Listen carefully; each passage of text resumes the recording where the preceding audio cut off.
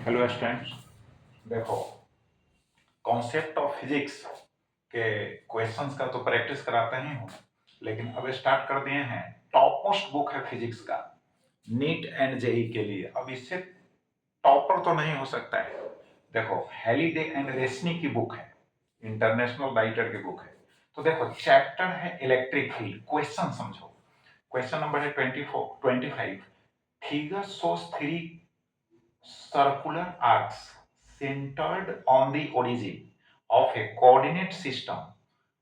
On each arc, the uniformly distributed charge is given in terms of Q is equal to 2.00 microcoulomb.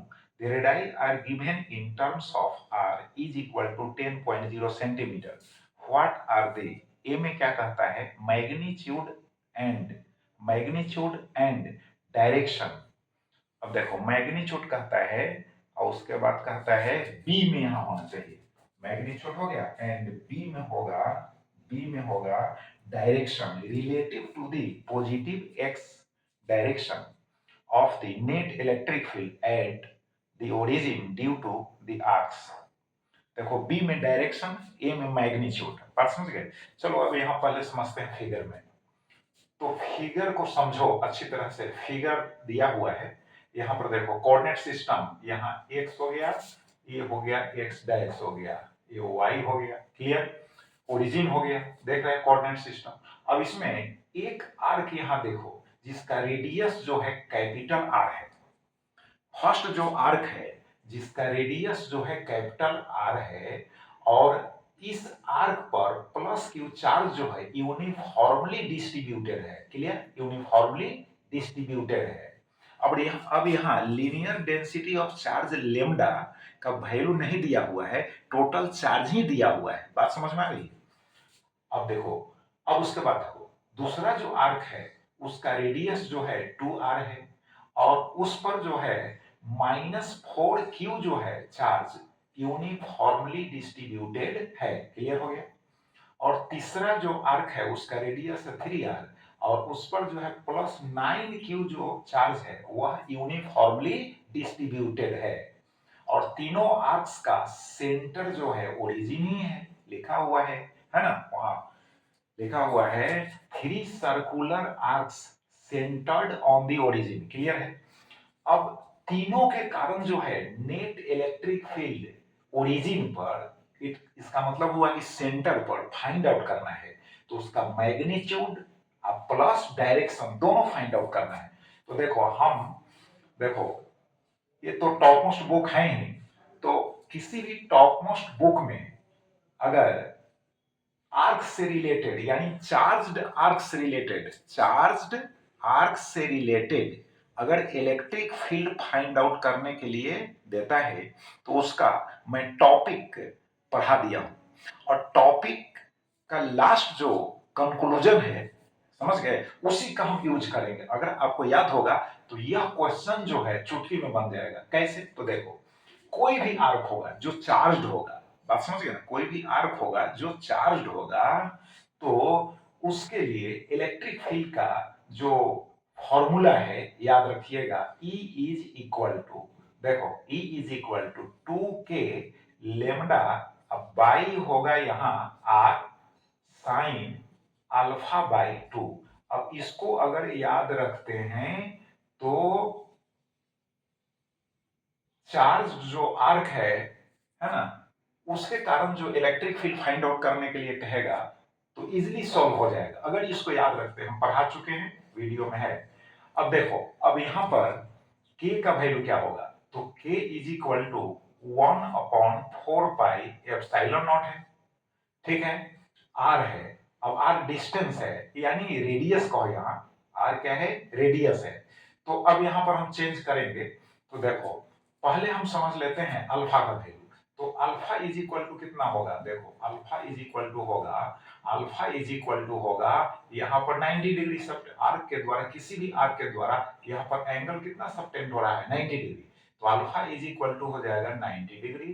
तो sine alpha by 2 is equal to कितना हो जाएगा? Sine alpha by 2 is equal to हो जाएगा, sign हो जाएगा 45 degree. Clear? 90/2 हो गया तो साइन 45 डिग्री हो गया। अब देखो तो देयरफॉर जनरल जो इलेक्ट्रिक फील्ड का फॉर्मूला अब होगा 2k और हो गया लेमडा, अब बाई हो गया आर, यहाँ हो गया साइन 45 डिग्री। तो दिस इज इक्वल टू हो जाएगा 2k लेमडा और साइन 45 डिग्री का वैल्यू होगा 1/√2 होगा और नीचे होगा। क्लियर हो गया। अब दिस इज इक्वल टू होगा, यहां पर देखो 2 को लिख सकते हो √2 इंटू √2, तो एक √2 कैंसिल हो जाएगा, तो यहाँ पर हो जाएगा √2k और उसके बाद होगा लेमडा, अब बाई होगा आर। अब उसके बाद लेमडा का वैल्यू रखेंगे क्योंकि लेमडा लीनियर चार्ज डेंसिटी है, वह तो दिया हुआ नहीं है, तो लेमडा का वैल्यू निकालना होगा। फिर आर को रिप्लेस करेंगे, तो देखो लेमडा का वैल्यू कैसे निकालेंगे। सो देखो लेमडा इज इक्वल टू क्या है, लीनियर चार्ज डेंसिटी है, तो यहाँ पर आर्क का लेंथ कितना होगा, तो सरकमफ्रेंस जो होता है सर्कल का, बात समझ गए ना, उसका लेंथ होता है 2πr और 2πr को 4 इक्वल पार्ट्स में बांट दीजिएगा तो 2πr बाई हो जाएगा 4, तो कितना हो जाएगा πr/2 होगा। यानी यहां पर हम निकालेंगे तो इसका लेंथ निकालेंगे, बात समझ गए। तो इसका जो लेंथ होगा यानी इसका आर्क का जो लेंथ होगा वह लेंथ कितना होगा, तो लेंथ होगा यानी 2πr अब बाई हो जाएगा 4, ठीक है ना। 4 इक्वल पार्ट्स में डिवाइड कर दिए तो एक पार्ट जो है यहाँ पर दिया हुआ है, ठीक है, बात समझ गए कि नहीं। तो देखो अब यहाँ पर जो होगा दिस इज इक्वल टू हो जाएगा πr/2 होगा 2, πr/2 हो गया। अब πr/2 हो गया तो यहाँ पर हम क्या करेंगे, लेमडा निकालेंगे, ठीक है। तो लेमडा निकालेंगे तो लेमडा इज इक्वल टू हो जाएगा चार्ज, तो चार्ज हम जनरल निकाल रहे हैं पहले, चार्ज क्यू, अब बाई हो जाएगा πr/2, तो दिस इज इक्वल टू हो जाएगा 2q/πr। क्लियर। जनरल फॉर्मूला पहले हम बना रहे हैं, अब उसके बाद उस पर सेट करेंगे। अब देखो अब यहाँ पर लेमडा का वैल्यू रखेंगे तो √2 के होगा लेमडा का वैल्यू रखेंगे तो 2q इंटू होगा 2q, अब बाई होगा πr, यहाँ पर नीचे पहले से आ रहे तो दिस इज इक्वल टू हो जाएगा कितना, यानी 2√2 और होगा उसके बाद k होगा q होगा डिवाइडेड बाई हो जाएगा πr², तब यह जनरल हो गया। यानी यहां पर जनरल हम फॉर्मूला क्रिएट कर दिए। अब उसके बाद इसमें 3 आर्क्स है, अब उसको एडजस्ट कर देंगे। तो देखो आप लिखेंगे फर्स्ट आर्क के लिए हम इलेक्ट्रिक फील्ड लिखेंगे, तो फर्स्ट आर्क के लिए इलेक्ट्रिक फील्ड क्या होगा, तो उसमें कैपिटल क्यू हो जाएगा यहाँ पर, है ना, स्मॉल आर के जगह पर कैपिटल आर हो जाएगा। तो अब हम डायरेक्ट हम net electric field find out कर देते हैं ओरिजिन पर यानी सेंटर पर। 3 आर्क्स है तो 3 आर्क्स के कारण जो है हम net electric field find out करेंगे, बात समझ गए। तो नेट इलेक्ट्रिक फाइंड आउट जब होगा तो देख लो उसका जो होगा डायरेक्शन बाद में हम लिखेंगे, लेकिन उसका पोजीशन बतला रहा है, इस तरह से होगा नेट इलेक्ट्रिक फील्ड। बात समझ में आ रही है। पहले भी हम पढ़ा चुके हैं, यहां पर आर्क का लेंथ जो है कितना होगा, πr/2 होगा। अगर वह पॉजिटिव चार्ज है, ठीक है, पॉजिटिव चार्ज है तो उसके कारण इलेक्ट्रिक फील्ड उस पॉइंट की ओर होगा, नेगेटिव चार्ज होगा तो उस, है ना, पॉइंट से नेगेटिव चार्ज की ओर होगा। क्लियर। बट इसको हम बाद में बतलाएंगे कि जिस फॉर्म में हम ड्रॉ किए हैं, है ना, सेंटर की ओर, तो सेंटर की ओर ही सेंटर की ओर ही नेट इलेक्ट्रिक फील्ड का डायरेक्शन होने जा रहा है। हम पहले ही ड्रॉ कर दिया और आपको कंफ्यूजन होगा इसमें तो निगेटिव चार्ज वाला भी आर्क है, तो फिर टोटल यानी नेट जो इलेक्ट्रिक फील्ड इंटेंसिटी होगा वह, है ना, सेंटर की टुवर्ड्स ही क्यों होगा, तो बाद में क्लियर हो जाएगा। तो देखो पहले निकालते हैं ई नेट यानी मैग्नीट्यूड निकालते हैं, क्या निकालते हैं, मैग्नीट्यूड, तो यहाँ पर ए लिख दिए, ठीक है। अब इज इक्वल टू क्या होगा, E1 होगा प्लस क्या होगा E2 होगा प्लस क्या होगा E3 होगा। क्लियर, क्योंकि 3 आर्क्स है। अब इस पर पुट करते हैं, तो देखो यहाँ पर फर्स्ट आर्क के लिए पुट करेंगे तो मेरा फॉर्मूला यहाँ रेडी है, फॉर्मूला यहाँ पर रेडी है, तो यहाँ पर हो जाएगा 2√2k और Q स्मॉल नहीं है तो जनरल है ना, वहां पर है ना प्लस Q है तो Q हो गया, डिवाइडेड बाई होगा पाई होगा कैपिटल R यानी का स्क्वायर हो गया। क्लियर हो गया। उसके बाद प्लस लिखो।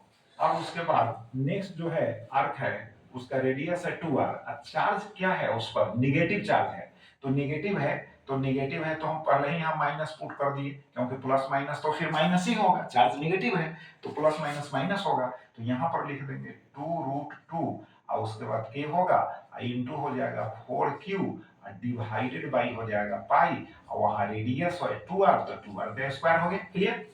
अब उसके बाद थर्ड जो आर्क है उस पर पॉजिटिव चार्ज है, ठीक है, तो प्लस इंटू प्लस प्लस ही होगा तो यहाँ पर हो जाएगा 2√2 और उसके बाद k होगा इंटू हो जाएगा 9q डिवाइडेड बाई हो जाएगा पाई, रेडियस है 3r तो 3r का स्क्वायर हो गया। कितना इजीली सोल्व हो रहा है देखो।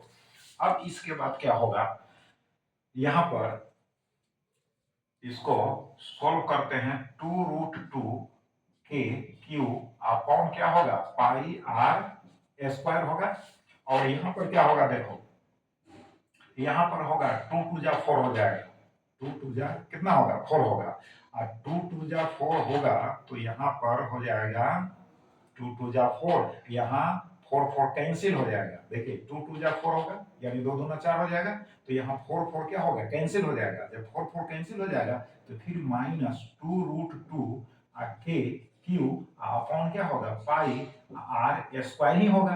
अब प्लस देखो फिर यहाँ देखो 3 3 जा 9 हो गया, नीचे 3 का स्क्वायर है तो आर स्क्वायर तो है नहीं, 3 3 जा 9 हो गया और ऊपर में भी 9 है तो 9 9 कैंसिल हो जाएगा, जब कैंसिल हो जाएगा तो फिर लेफ्ट होगा 2√2 के क्यू अपॉन होगा पाई आर स्क्वायर होगा। क्लियर हो गया कि नहीं। अब देखो यहां पर देखो 2√2 के q by pi r square, वही चीज यहां पर है, वही चीज यहां पर है, मतलब सेम टर्म है तो एक निगेटिव एक पॉजिटिव कैंसिल हो गया तो बचा क्या पॉजिटिव वैल्यू बचा कि नहीं। अब पॉजिटिव वैल्यू बचा इसका मतलब है कि नेट इलेक्ट्रिक फील्ड जो होगा है ना आर्क को बाइसेक्ट करते हुए ओरिजिन से पास करते हुए है ना यानी ओरिजिन की ओर ही होगा। इसलिए हम पहले ड्रॉ करते हम जान रहे थे कि है ना टोटल जो वैल्यू आएगा है ना जो टोटल इलेक्ट्रिक फील्ड का जो वैल्यू आएगा वो पॉजिटिव ही आएगा, हम जानते हैं, इसीलिए डायरेक्शन पहले ही ड्रॉ कर दिए। बात समझ गए कि नहीं। लेकिन आप ऐसा नहीं ड्रॉ कीजिए, आप पहले है ना मैग्नीट्यूड फाइंड आउट कर लीजिएगा, उसके बाद डिसीजन लीजिएगा कि निगेटिव है कि पॉजिटिव है, उस आधार पर डायरेक्शन को शो कीजिएगा। बात समझ गए। हम तो जान रहे थे इसलिए ड्रॉ कर दिए। अब देखो अब यहां पर जो होगा मैग्नीट्यूड कितना हो जाएगा तो मैग्नीट्यूड यहां पर हो जाएगा 2√2 के क्यू बाई हो जाएगा पाई आर स्क्वायर।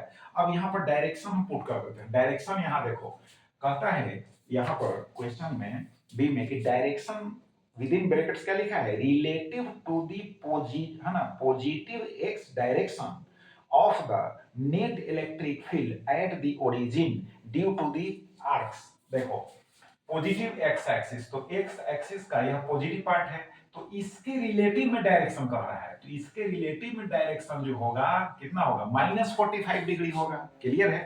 अरे इस एक्सिस के रिलेटिव में जो डायरेक्शन होगा वो कितना हो जाएगा -45 डिग्री हो जाएगा। क्लियर है। बाइसेक्टर है तो 90 डिग्री को बाइसेक्ट किया तो 45 इधर 45 इधर, इस एक्सिस के रिलेटिव में कह रहा है तो यहां एंगल हो जाएगा -45 डिग्री। क्लियर है। -45 डिग्री में डाउट नहीं ना यार, मैथमेटिक्स पढ़ते हो तो ये जो एंगल सबटेंड होगा यह होगा -45 डिग्री। बात समझ गए। तो डायरेक्शन हम यहीं पर लिख देते हैं बी, चूंकि स्पेस यहां पर है तो डायरेक्शन जो हो जाएगा अकॉर्डिंग टू क्वेश्चन कितना हो जाएगा -45 degree with positive x axis. Clear हो गया। -45 degree with positive x axis. तो मैग्नीट्यूड भी फाइंड आउट हो गया, डायरेक्शन भी फाइंड आउट हो गया, तो इजीली क्वेश्चन सॉल्व हो गया। अब देखो एक केस ऐसा भी है ना आपको नीट में और जेई में पूछ सकता है। अब यहां से 3 आर्क्स दे दिया, अब सिमिलर जो है आर्क्स इस पोर्शन है ना में भी अगर दे दे इस क्वाड्रेंट में यानी फर्स्ट सेकंड थर्ड फोर्थ में दे दे, बात समझ गया, सिमिलर दे दे अब निकालने के लिए तो फिर इसी तरह से निकालिएगा, बात समझ गया कि नहीं, इसी तरह से निकाल, अगर सेम है, सेम, बात समझ गए, अगर सेम है जैसे प्लस क्यू है, -4 क्यू है, +9 क्यू है, इसी तरह से रिपीट कर दिया है ना इस फोर्थ क्वाड्रेंट में, तब नेट इलेक्ट्रिक फील्ड जो होगा वह तो जीरो हो जाएगा यार। देखो यहाँ 3 आर्क्स के कारण हमको आया मैग्नीट्यूड इतना, इस साइड से आएगा तो उसका डायरेक्शन उधर हो जाएगा ओरिजिन की ओर, अब दोनों को जोड़ोगे तो क्या हो जाएगा, जीरो हो जाएगा कि नहीं। तो ऐसा भी क्वेश्चन है ना पूछ सकता है। तो चलो अब रिवाइज करो, हम तो मोस्ट इंपॉर्टेंट बुक, अब इससे टॉपर बुक नहीं हो सकता है यार, समझ गए, अब इससे प्रैक्टिस करा रहा हूँ, तो रिवाइज करो, फिर नेक्स्ट वीडियो में नेक्स्ट क्वेश्चन के साथ मिलेंगे। Thank you.